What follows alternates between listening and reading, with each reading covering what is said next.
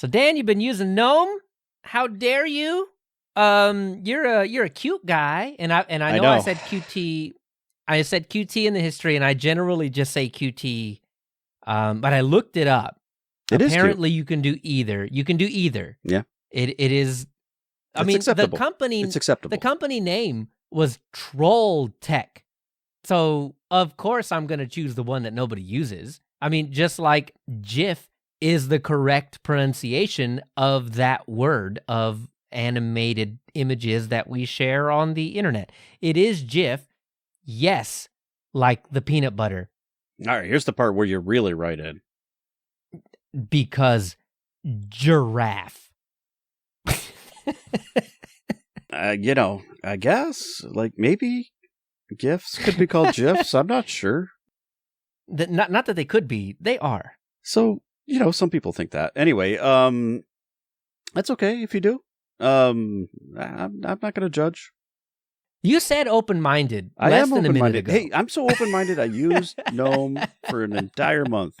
Now wait a minute. I've used it before. It's not that. You're Gnome-minded. That's what. I'm not Gnome-minded, and that's part of my frustration, I guess. And we might as well start off with that, right?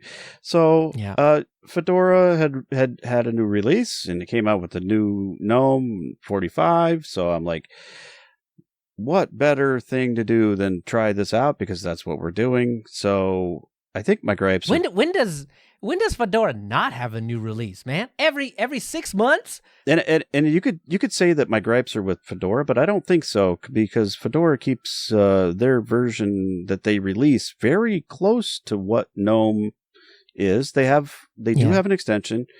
It really only does like the little watermark thing down on the desktop. So I wouldn't call it, revolutionary as far as what they change.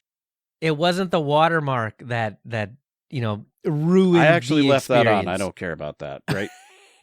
Okay, yeah. So so going back to that though, they don't install the extension manager. Like you still even though they have the extension installed and it's there's no way to toggle it on and off without installing extension manager, right? And that's the first thing I do. Come on, man. It's not, it shouldn't be second-class citizen anymore. I feel like it's promoted enough by the developers and whatnot. And if you're shipping an extension, you should be able to manage it. Gnome came up with it to deal with the fact that in, 3.8 or something like that, but that the newer version is even better. Like, so it used to be, if you wanted those things, you had to go out to the website and install them from the website. You don't have to do that anymore. The extension manager has all those things like right there at your fingertips. That's so cool, and man. it is nice. It's a good app. Like, I don't know why you wouldn't want to promote it and ship it. Like especially if you're shipping an extension. They don't want you fiddling with it. They don't. It's a conspiracy. Fedora doesn't want you taking off the watermark. That's what it is. And I don't mind that one, really, seriously. I mean, fine, you want to promote your thing, that's cool. It really doesn't hurt anything. I will say, in the earlier versions of Gnome, though, and earlier versions of Fedora, if I turned off and this is why I still do it today. I could care less about it now, but I still do it to this day because versions ago, if I turned off the watermark extension and then all extensions, like the extensions app, I turned off the extension at the top where no extensions could be used. That would in turn improve performance in Gnome overall. And it just solidified my no extensions philosophy. Just get rid of them all. Let me do a base Gnome experience and I'll get on with that. I'll figure it out. And I think the base Gnome experience is pretty good. It isn't bad. There's a few things that I do like to add, but that's neither here nor there. I just really feel like the extension should get integrated into the settings, like all of the other settings, and just be there available. Yeah. You mean it's neither here nor Ubuntu? Because those are the extensions I like. Well, yeah. So I guess that's the thing. I do have a bit of a preference. If I'm going to use Gnome, I really like the extensions that Ubuntu ships with, minus maybe the desktop icons. I could take or leave that. I don't really care. But I really like I like the app indicators, and I like the side panel dock, and that stuff I'm really good with. I like it. It's comfortable. Those work really well. The app indicators are almost a must-have for me. I don't know how I'd operate well without Telegram and Discord and stuff, Yeah. notifications, and being able It's to chat apps. like close those. That's what they are, yeah. And I know, like, so I haven't tested this, and I really should have. Somebody said that in the new quick settings thing, there's a place for some of those, but not all of them appear. I think Discord is one that does appear. It okay. And it's kind of weird, though. It's not the same. Nope. Okay, so what happens is like you close Discord with the X button, but on every platform except Gnome, it would push it to the application tray, Right, yeah, wherever, like minimized wherever that almost, may be. right? Yeah. Right. In Gnome, you have to open up the quick settings thing, and down at the bottom it's like, hey man, Discord's still running. You can kill it from here, or you could just let it kind of do its own thing. And I'm like, it's still not the same. It's not one-to-one functionality with what Discord expects to be. You got to go hunting for that. I don't want to go hunting for it. I just want it right there in front of me. It's extra clicks also, right? And I don't appreciate that. I don't either. So yeah, if I have to take an extension, and this is one that is it grates on me sometimes. If I have to take an extension, if I can only pick one, that's the one I'm picking, because it makes my life easier. And I think that is exactly what Gnome is meant to do. It's meant to reduce distraction. It's meant to get you simplify to things. Focus on stuff. And I know that's why they got rid of the app indicators, because it is a distraction up there. Yeah, but it's a distraction I want. Like, I want that choice. Yeah, but you end up in a situation where, yes, it might be distracting just to see an icon up there or something like that. But you know what's more distracting is when I want to deal with Discord after I've clicked the X button and it's basically vanished from a Gnome desktop. Yeah. It's distracting to have to go hunt for how to deal with that. Right. And I mean, if I had a flow going before, man, digging into quick settings has crushed that entire thing. Yep. So it's a balancing act, and they're doing a really good job. I will say that. Yeah. Like this, I don't want this to come off as I don't like Gnome or anything like that. I don't either, but I just want to get my gripes out of the way. They're pretty small. There you go. They're really pretty small. Like, they're first world problems. All right, Gnome devs, we're gonna fluff you up in a minute, but right now we gotta take out the trash. I think they're very trivial, really. Seriously. There really are some great highlights to pick from the Gnome desktop. I think the overview stuff and the desktop overviews, being able to switch all those things with just a few keys. I like that. Like it's very keyboard centric. You don't have to, but you can, and they're easy. They're easy to remember, like super key stuff. And super scroll is my favorite. Super scroll on the mouse to get through your workspaces. Oh my, yes. And the launcher, you can get to that really easy and launch all your things. Super, or the Super R for the U launcher type stuff, right? Yeah, you can use that too. All of that is like things that are highlights for me when I use Gnome. I love it. Yeah. I don't go digging for the applications in the menus. I don't do any of that. It makes finding applications super easy, because I know what I want, right? Probably. Yeah. So I can just start typing it. It starts narrowing my search down for me, and it's very accurate when it does that. Much more accurate than some of the other desktops, right? When you're finding the thing. Because it really it doesn't even have to be name based. Like, it does context type search too. So like, it'll search within the name, what the function is sometimes of things. Like, I don't have to remember, the exact naming on it, and it'll open up stuff. So I don't know. There's a lot of attention to detail with that. And theming is another thing that has a lot of attention to detail. Controversial. It's Be controversial, careful. but it's super consistent.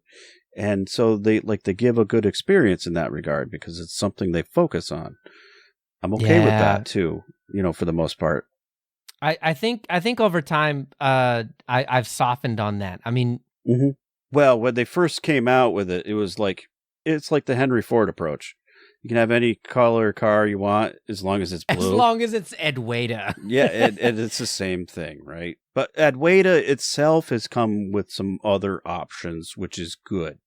And I think once they did that, that helped a lot. Well, so what I think happened was I softened my stance on the theming thing, and I stopped caring what it looked like because that was a switch. I think it actually happened about the same general time frame where I was switching from Linux being a tinker toy, Linux being I'm going to change this, and I'm going to change this, and I'm going to change this, and I'm going to... Don't get me wrong, I like that, but yeah. And I like that too. And there's, I mean, it's why we do weird things like run Gentoo back here, right? But sure on enough. top of Gentoo, what am I running? Gnome. Because I can tinker with it under the hood. I can optimize things, and I can do all this weird, funky stuff. But when it comes time to actually do stuff, this is where my stance has softened. When I open an application, my first priority is no longer, oh my God, the X button doesn't look quite right. Right. It's what's inside the window. It's the audio I'm recording. It's the footage I'm editing. It's the web page I'm browsing. It's the book I'm reading. It's the chat I'm chatting. And that, I think, is what ended up happening, where I don't care that I can apply adapter. And you know what? The GNOME devs sneaky did it to me, and I don't know how I feel about it, because their whole entire thing with GNOME 3 was to, push out all that stuff, all the distraction, and let you focus. And they did it to me, and I don't know how I feel about it, because now I can focus on my work. I don't think about the theme, and I don't think about the activities menu or the applications and what's going on the desktop. I think about what's in front of me. This is a revelation. I just had this right here. I know, right?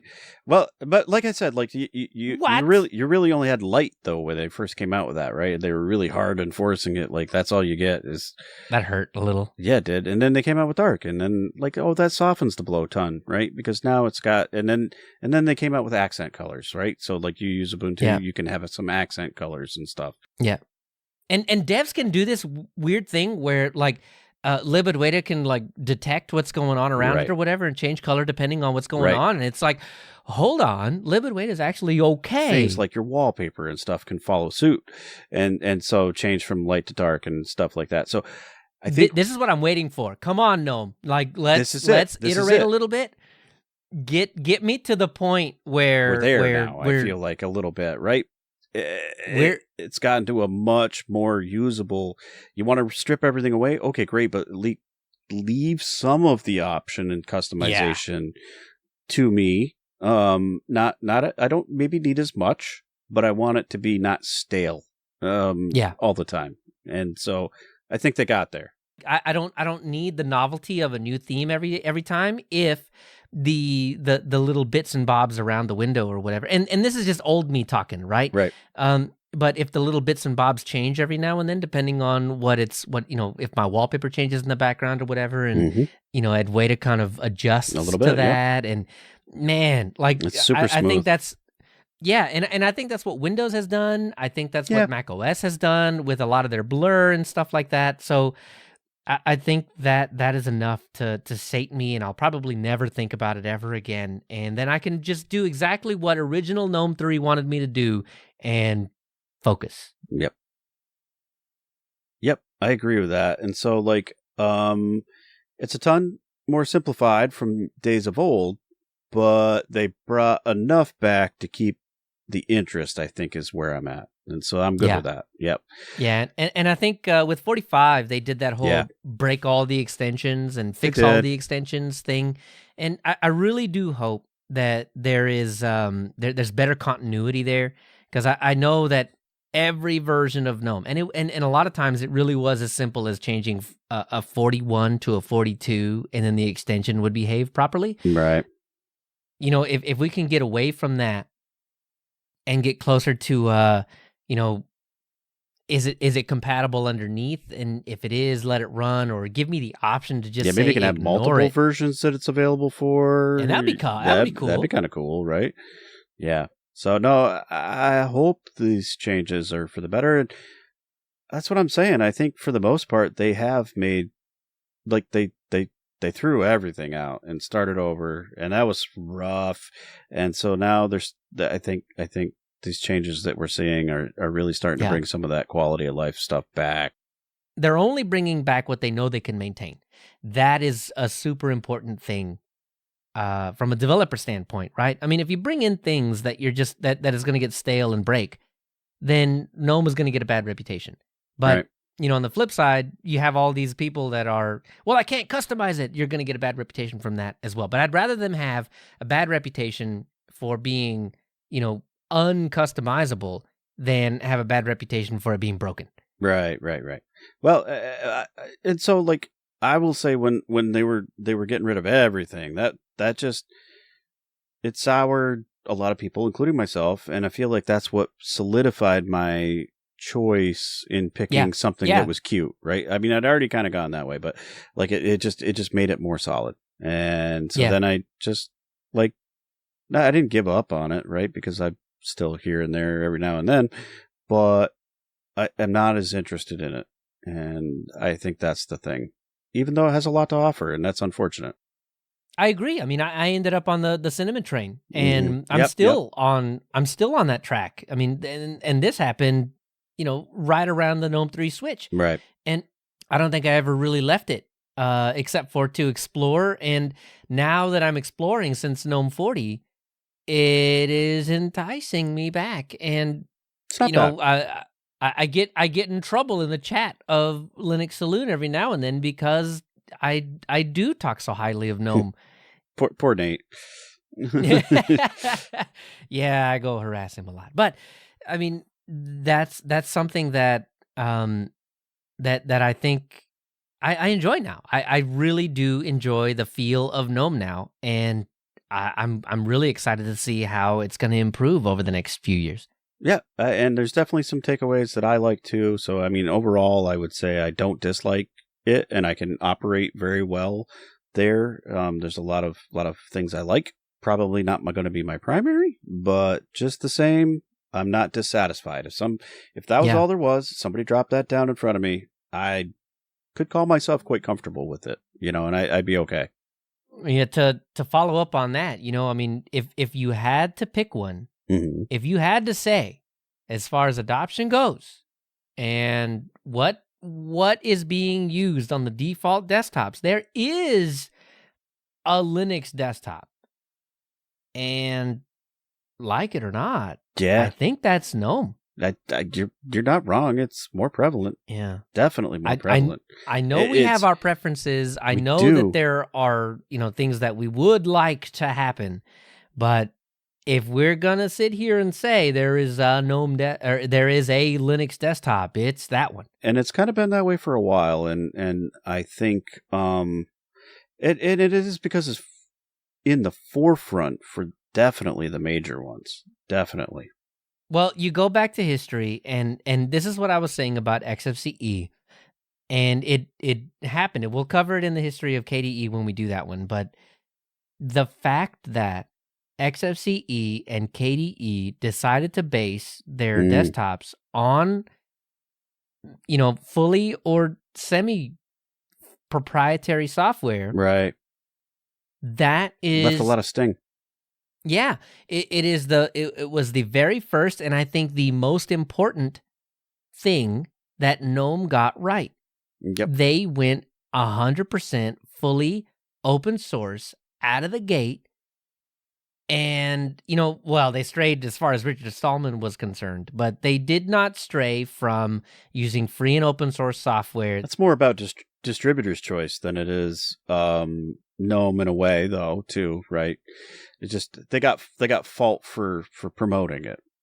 Yeah, but the underpinnings of GNOME was free and open source Yep. software, and I think that was one of, if not the most important decision Mhm. that Miguel de Icaza and GNOME as a whole made to cement. I mean, and it was Red Hat that put them on the map to cement GNOME's legacy as the Linux desktop. And there have been times when, especially around GNOME 3, that it was questionable whether GNOME was on top of the heap anymore or not. And KDE has in many points in history given it a run for its money. They have, and they're really close. I gotta believe. I mean, it can't be. I don't think they're too far behind. But you're right, and I think it's not just the people that were using it and the adoption in the places that it got used. It's also the developers. So the developers chose to contribute to free and open source things just as much. And because it sees so much work, that helps make the experience better for people. And, that in turn leads to greater adoption as well. Mm-hmm. I think it's a few things that make it add up to be the one you see the most of. And, obviously there's companies that are paying developers to go work on these things. They're not paying GNOME directly, but they're paying the developers to go work on it, for their own purposes. And that's, fine. Pay your developers, okay? Although they did get a huge influx of cash here recently. It's like $1 million or something, right? That's a pretty good chunk of change. Yes, it is. And before the show, we were talking about how much history did not make it into the show. I mean, seriously, like I really think with all the history that we cut out of the show, out of the history episode or the history section, we probably could have made an entire another double the show. So, yeah, seriously, just with the amount of stuff that did not make it in to the show, it mind blowing. Pretty much. Couldn't believe it. And I thought it was going to be an easy one. So no. To wrap up, how did it go for me? It went okay, but I'm ready to move on. Okay, all right. Well, on my end, it went so exceedingly well that it's hard for me to make the case to go back to Cinnamon. Okay. And that's hard for me to say, actually. And I mean, we were coming off we're just coming out the previous episode about how much snaps I'm indifferent to them now because, my only real actual gripe was that they were slow, but that's really not much of the case anymore. We've kind of explained away the proprietariness of it. Mm-hmm. So, I still get the same Ubuntu base. And if I wanted to, I could eradicate snaps and keep them away using Linux Mint's tools. Yeah. Right. So it's really hard. And, with the Wayland adoption, there's the one. Like we just talked about that a couple episodes too, right? That's the thing, because I have this framework laptop that has a high DPI screen and I hook it up to a monitor right here that is not high DPI. And so you have this mixed DPI situation that Wayland is just more capable with. And GNOME supports that. GNOME 45 specifically supports that better than any version of GNOME before and better than any other desktop in existence right now. And so the case for leaving it is becoming exceedingly hard because of the hardware that I have. Yeah. And, I make it a very big I'm point. not disputing that, right? Like, I feel like the Wayland thing is a huge deal, and GNOME has been just a step above everybody else in that regard, and in the way they're handling that and the functionality that's coming out of it. And it's nice to see.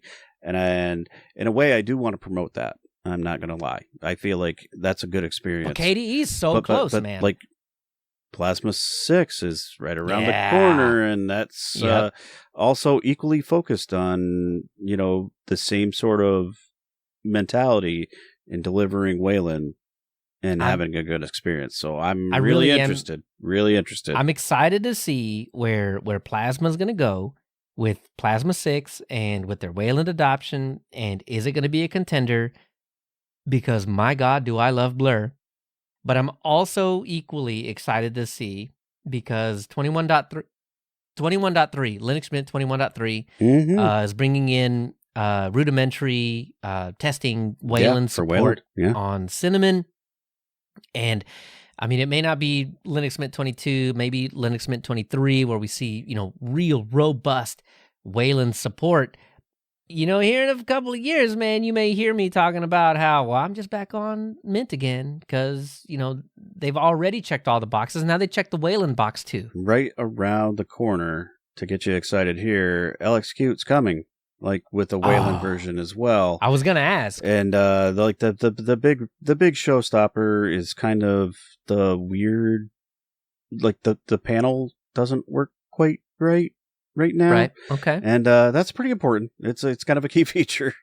Kinda. You can work without it. Have your applications. You can work without it if you do some other things, but that's the biggie. That's the biggie hold up. And I believe, they're working on it. So I think something will happen. I think potentially some further KDE frameworks that get used are going to help LXQt. So I'm excited to see what happens. I think they're like Cinnamon. Cinnamon's probably got a few bugs right now because they just started working on things. So I think experience different bugs, but experience is the same, where just a little minor things are broken, and right around the corner it'll be Wayland time for those as well. Anyway, you can catch all the links at linuxuserspace.show or lus.sh. Just that's it for short, like lus.sh. So much less typing now. Yep. Leo loves email. I don't know how much he gushes over email. He loves email. I like email. It's okay. It's fine. It's a great communication platform. It's not my favorite, but that's fine. So you want to hit us up in an email? It's static, man. I can always look it up. You want to hit us up in an email at contact@linuxuserspace.show, or there is a contact form on linuxuserspace.show/contact or lus.sh/contact.